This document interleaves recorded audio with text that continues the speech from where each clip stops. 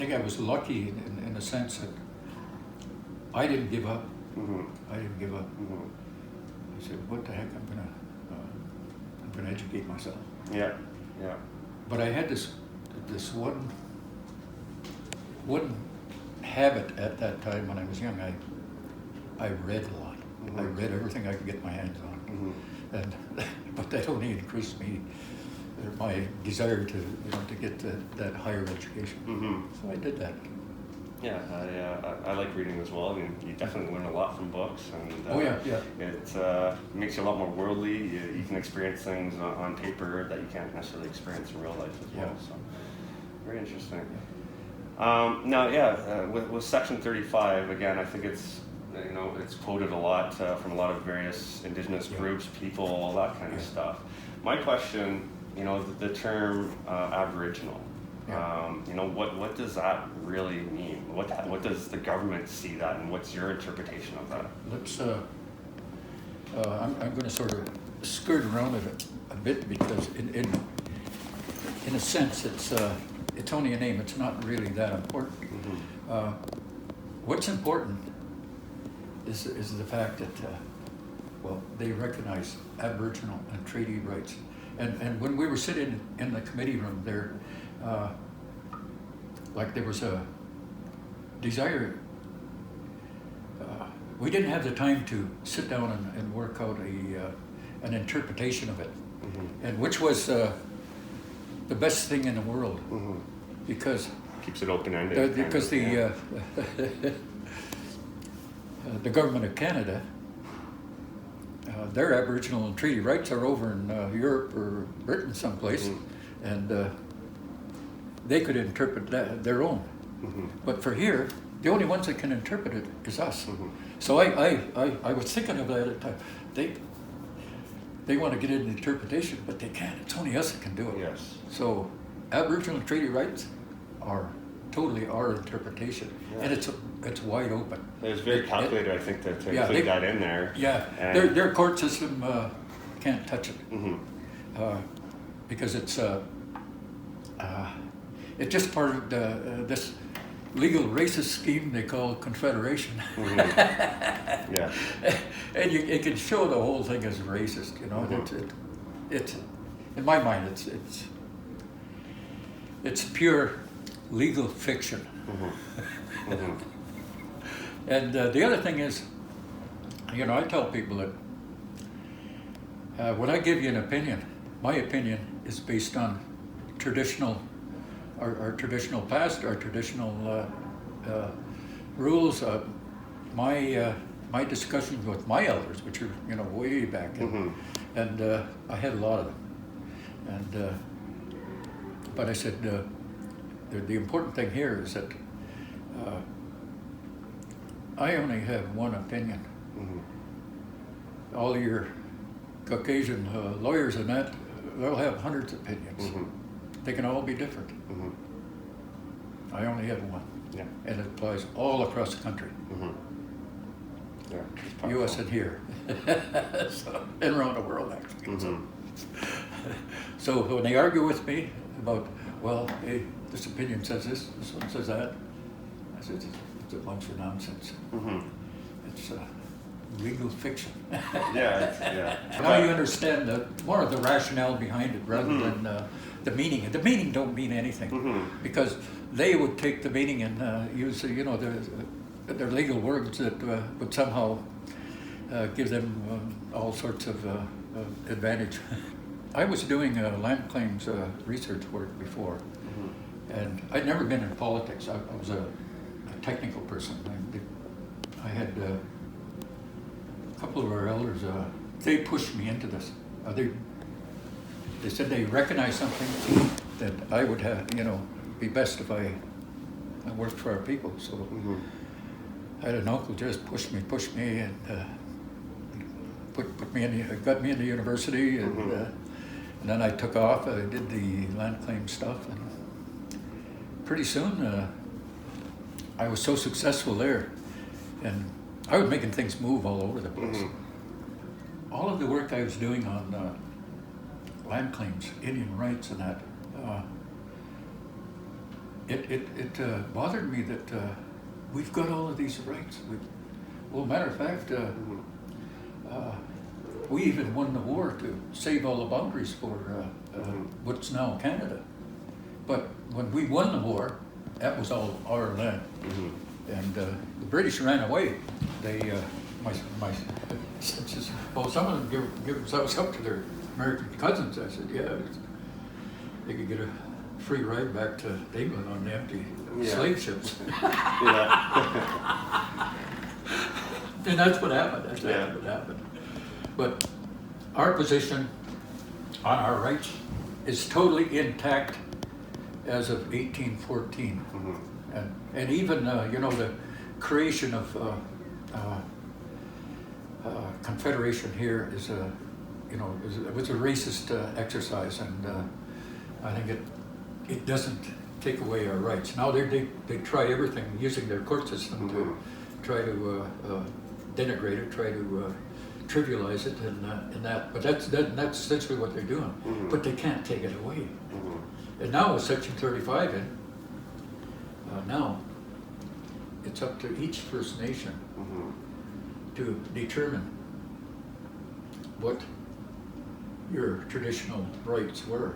And there's no really written thing on it. It's hey. And the other thing about it now is it raises another a big issue, and that's who does have the really authority on the reserve. And just from my research, from my opinion now, it's your traditional people, the ones that originally made any original agreements. And the problem with your chief and council now is they were conjured up by John A. Macdonald from the Confederation, and of course adding on to the Racist Indian Act. And but it was an attempt to take total control of all chiefs and councils, which it did. Made them totally responsible to the minister, not to the people. And that's why you probably can't ended up with a lot of corruption, across the country. You don't have to report to the people; you just better report to the boss, the minister. So that but you see the conflict there, and they have really no authority under the Indian Act, except for beekeeping and noxious weeds. What I found interesting is we recently passed the Constitution here. And in Alderville, we have our own constitution now, and I was thinking, wow, this is great. This is asserting our sovereignty. However, I've come to realize, no, this constitution is the government of Canada allowing us certain leeway to create some certain things. So it's still a product of the government. You've got to put it under your authority of your traditional people, and that'll stop any land surrenders too. It throws out Section 3740 of the Indian Act, plus other sections. Hell, they even still got Jim Crow laws in Indian Act. So that's really interesting. So, with regards to cannabis, your interpretation or your opinion on this, is cannabis an Aboriginal right? It sure is. And even if it wasn't the authority of your traditional people, you have that authority. And that's all you need is the authority. Yes. Okay, but like I said, you still need an organized structure to do everything. So your best bet is to use that whatever structures you want to come up, but make it a way around it is to make it your traditional people. You could do that in an annual when you have your annual voting, or you could do it then. But the traditional authority doesn't allow your chief of council to get rid of lands or rights. They have no authority to do that, and essentially they wouldn't anyway, because they're the minister's servants.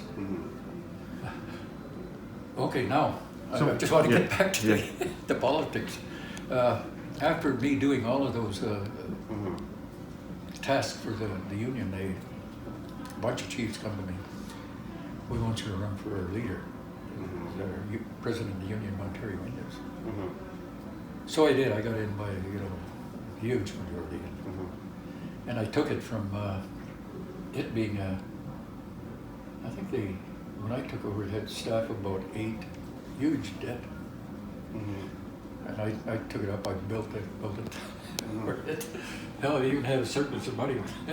I did 2 terms there, and then, but what I was doing with all this research was really defining in my own mind what our rights really were. Okay, well, we couldn't get past Aboriginal treaty rights because they were kind of using that as sort of a catch-all name for our rights. Well, it's okay for me.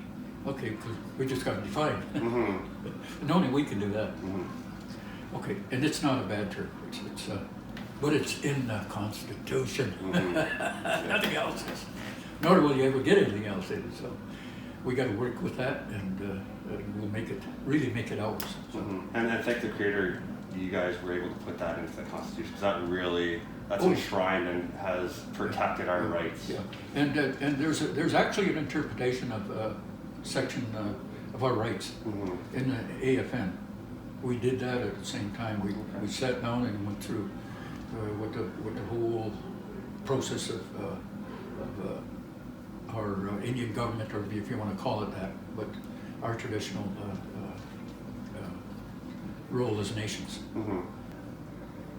It took me, when I first started, this was always in my mind, because when I was at the Union, that's when I formulated the idea that, hey, we stand a much better chance of protecting our rights if we can get it in the Constitution, the highest law of the land. So that was my objective back from the Union, all the research. And so at the Union, what I did there, I was of course sitting down with all the national leaders, and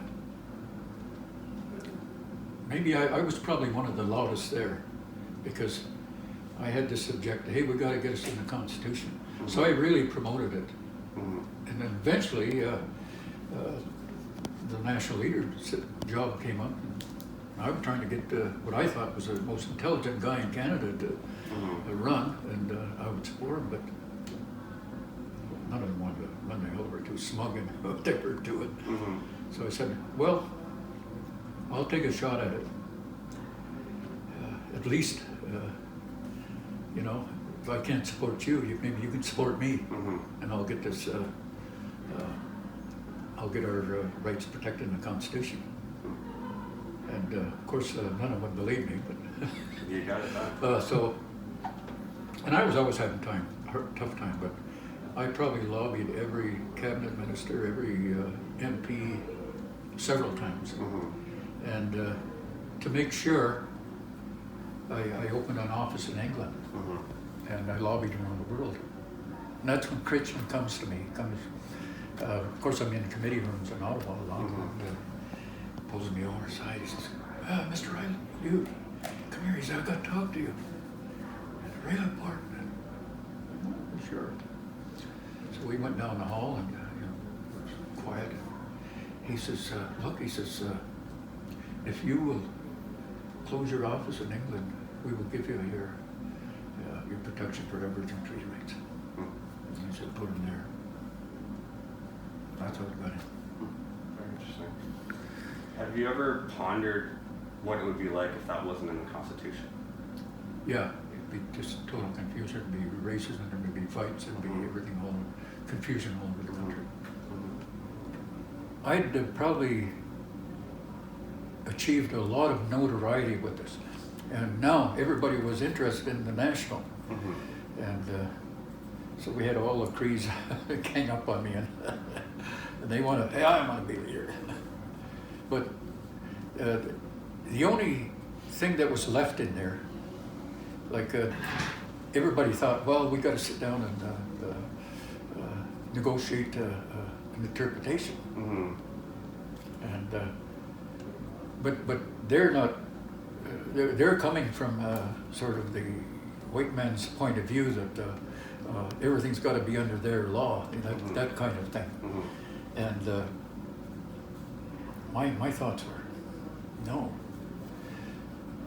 you know, when we were sitting down there, they still had this idea that if we don't interpret it here, then what we've got is we've got St. Catherine's milling case, 1888 case. Of course, there was no Indian present, but the federal government and the province divided up the resources and the lands between the two of them, and then they also interpreted that Indian rights were just to use the fruit tree, and they only had the rights to use the fruit of the land, and using, you know, their other